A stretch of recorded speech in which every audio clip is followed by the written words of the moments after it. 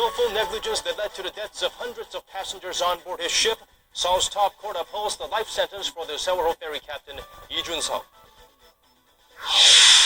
According to various government sources, North Korea's ruling Workers' Party Secretary Choi Ryong-hae is receiving training at the Kim Il-sung Higher Party School. The re-education is considered a lenient punishment, and there's a chance Choi could return to his old post. South Korean high school seniors set for the all-important Suning or college entrance exam on Thursday. The pressure's on as the test determines which university they could attend and ultimately what job they might land in the future. It's very good to have you with us at this hour. I'm Daniel Chen. It's been more than a year since the Sewol ferry sank, taking more than 300 lives, mostly high school students. Had they survived the accident, many would have taken the college entrance exam Thursday, but only 72 of the 75 survivors, now seniors, got the chance to take the test. And on Thursday, Korea's Supreme Court upheld the murder conviction and life sentence for the captain of the ferry, who fled the vessel without issuing an evacuation order to his passengers. Kim Min-ji brings us the latest. Life imprisonment for murder. Seoul's top court has upheld a lower court ruling for Lee Jun-seok, the captain of the ill-fated Sewol ferry that sank last year, taking the lives of more than 300 people, most of them high school students. The Supreme Court ruled that Lee had committed willful negligence, saying that he fled the ship without giving an evacuation order. The Chief Justice said the captain could have warned the passengers about the situation, which in turn could have reduced the number of deaths, but he failed to do so, neglecting his duties as the ship's captain. Survivors of the fatal accident said he ordered passengers to stay put, even as he was one of the first to be rescued. The Supreme Court also upheld jail sentences for 14 members of Lee's crew, ranging from 18 months to 12 years.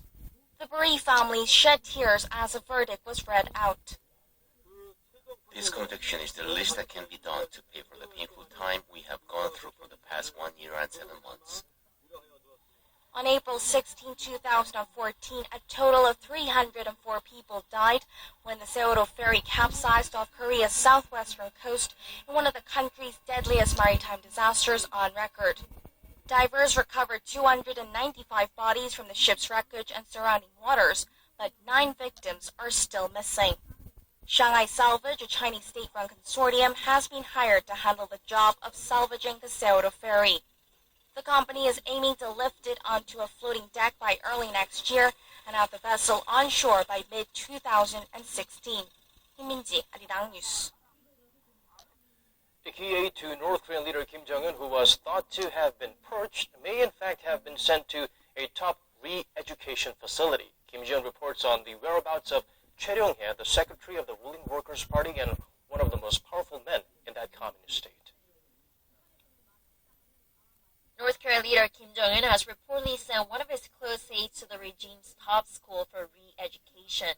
Government sources in South Korea who declined to be identified said Thursday that Choi Ryong-hae, the secretary of North Korea's ruling Workers' Party, is receiving training at the Kim Il-sung Higher Party School, named after the country's founder. Questions about Choi's whereabouts arose this week after he was excluded from a roster of a preparatory committee led by Kim Jong-un set up after the death of Lee Il-sung, the marshal of North Korea's military. Some experts believe he is being punished for his poor handling of youth-related affairs, while others think it may have been related to problems with the construction of a dam near Mount Paektu. North Korea has also reportedly replaced a military commander who was directly involved in the deadly landmine blast that wounded 2 South Korean soldiers back in August. Kim Sang-yong, the former commander of the North's 2nd Corps, has been sent to the 9th Corps, far from the inter-Korean border. As for Choi, this wouldn't be the first time being punished. He was sent to a re-education facility in 2004, and he was demoted in 1998 due to problems arising from a rural project of a sewage system. Kim Jong, Arirang News. And Pyongyang is boosting its weapons capabilities, which means a new approach to diplomacy is needed. That's according to North Korea expert Joel Witt, who's visiting Seoul for a seminar on the reclusive regime's nuclear future. Song Ji-sun shares with us some of Witt's insights and predictions. It's been over 30 years since North Korea began developing its weapons delivery systems. but they have now reached a point where they're more focused on boosting their weapons capabilities. There are a lot of different things they'll be doing in terms of improving the quality of their weapons. And it's not increasing the size of the stockpile goes without saying, but they'll probably work on more miniaturization of warheads. They'll work on reducing the amount of nuclear material in each of the warheads. The co-founder of North Korean monitoring website 38 North said at a seminar in Seoul on Thursday, Pyongyang's nuclear arsenal could be as large as 100 by 2020 if the regime is able to carry out a nuclear test each year. Also at the seminar, weapons engineer John Schilling made note of the regime's increased emphasis on submarines since Kim Jong-un came to power in 2011, pointing to the regime's first ocean-going submarine in 20 years. 25 years ago, under the regime of Kim Il-sung, North Korea had a very substantial program for building large ocean-going submarines. Under Kim Jong-un, much more renewed emphasis on the larger submarines and on missile capability. This, of course, with the aim of conducting more missile tests. Meanwhile, we'd also speculated on how the North's possession of nukes could shape the Korean Peninsula in the future. Having nuclear weapons will change the reunification picture because a nuclear North Korea is going to think, well, gee, reunification is only going to happen on our terms, and we have the nuclear weapons to back it up. With the international community's attempts at engaging the regime in dialogue, the six-party denuclearization talks, for example, in a virtual coma for years, we proposed a new approach to diplomacy that involves not just sanctions, but something that could pique the North's interest enough to keep it from building more nuclear weapons. 송지선, 아리랑 뉴스.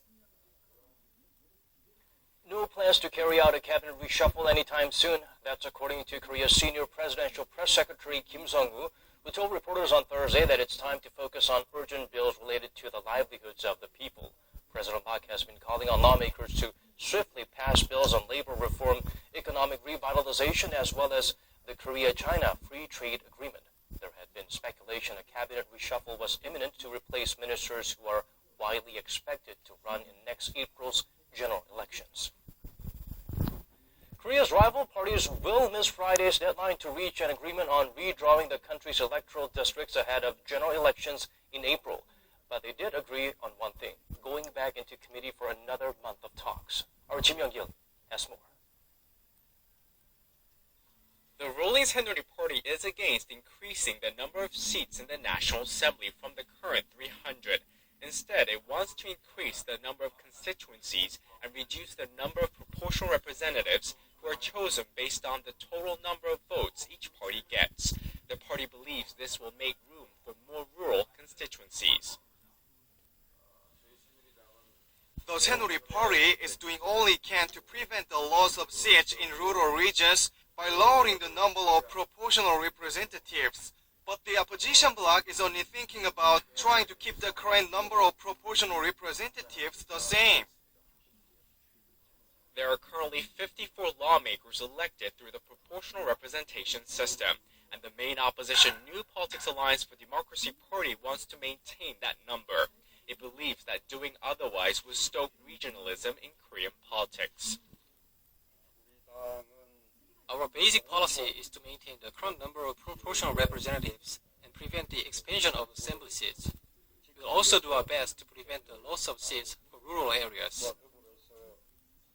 Last year, the Constitutional Court ruled that electoral boundaries should be readjusted to address the problem of unequal representation, which has arisen because of changes to the population. Under the plan currently up for consideration, the number of urban electoral districts would increase while the number of rural constituencies would decrease in accordance with the shrinking of rural populations. The two parties hope to reach agreement on a rezoning scheme before the current parliamentary session ends in December. Amid the deadlock, lawmakers did pass some 40 pending livelihood bills on Thursday. They also agreed to extend the life of the Special Parliamentary Political Reform Committee by a month to continue their discussions on readjusting the electoral map. Kim Young-gil, Arirang News. Korea Central Bank has held its key rate steady at 1.5%, taking a much expected wait-and-see approach. According to our Hwang Ji-hye, the decision comes ahead of the U.S. Federal Reserve meeting next month, where policymakers are expected to raise the interest rate for the first time since June 2006. The Bank of Korea decided to stand pat on its record low key interest rate of 1.5% for a fifth straight month in November. While the economy is showing signs of a recent pickup, thanks to improving domestic demand, the top central banker says the growth momentum is not strong enough. There was an upswing in third quarter consumption, but we also believe the economy is just returning to its normal pace before it was hit by the MERS outbreak. Uncertainties linger abroad as well. Expectations are growing that the U.S. Federal Reserve will raise its interest rate when it meets again just before Christmas, after the world's biggest economy posted strong job growth last month. Analysts say that given the uncertainty about the Fed's rate hike, a further rate cut at home could cause instability in the local financial market, especially at a time when household debt is rising at a rapid pace. A possible rate hike from the Fed would prompt a capital outflow from emerging economies. What's important here is how large the outflow is going to be. But the central bank differentiates Korea from other emerging economies, saying it's confident about the country's fundamentals like its massive current account surplus and foreign reserves. That's why some analysts expect another rate cut in the first half of next year, citing sluggish exports due to slowing demand from China. They add that other than the U.S., most countries like China and Japan are maintaining their easy monetary policies. The BOK governor was cautious, though, about offering any hints at what could lie ahead, saying China will be able to grow in the 6 to 7% range for the time being, and that it's more important for the Korean economy to focus on structural reforms than to rev up the recovery momentum. Hwang Ji-hye, Arirang News. Moving on, it was the moment of truth for over 630,000 students in Korea as they took this year's college entrance exam known as Suning in Korea, and the exam is arguably the most important and stressful event for high schoolers. The rest of Korea did everything feasible to make things easier for the exam takers. Kwon Jang-ho brings us this report. It was the annual college exam day in Korea. In the early morning, students arrived nervously at their designated test sites. They were cheered on by their schoolmates, given words of encouragement by their teachers, while parents watched anxiously as their children went in to face one of the most important moments of their lives.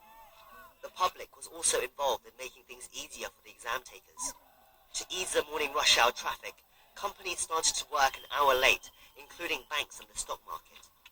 Additional buses, subway trains and taxis were put in service, and even planes were grounded for 35 minutes during the listening comprehension portion of the exam. The police also helped out, providing emergency rides for students who found themselves running late. Younger students were doing their part as well. It has become a tradition for students to cheer on their upperclassmen on exam day. Such was the case of this group that waited since 9 p.m. on the previous day. We wanted to save the best spot from where we can cheer them. I've been up all night, and of course I'm tired, but if it's for our seniors, then I'm always ready and willing. Many students studied day and night for months and even years for this exam, leading to criticism that the exam puts too much burden on students. I'm jealous of students in other countries. They don't go through the same hardships as we do. They may take exams, but they're not as extreme as ours. I wish I could go to those countries. And after all that studying, it all comes down to just one single day. The whole of a student's life hangs in the balance of how you feel on one day. I hope a better system can be introduced in the future. The Korean and math sections are said to have been difficult this year, while the English portion was a bit more forgiving. But it will be a few weeks before the students find out the results. The exam results will be released on December 2nd. Until then, the students have a long, nervous wait. But for now, at least it's over. Kwon Jang-ho, Arirang News.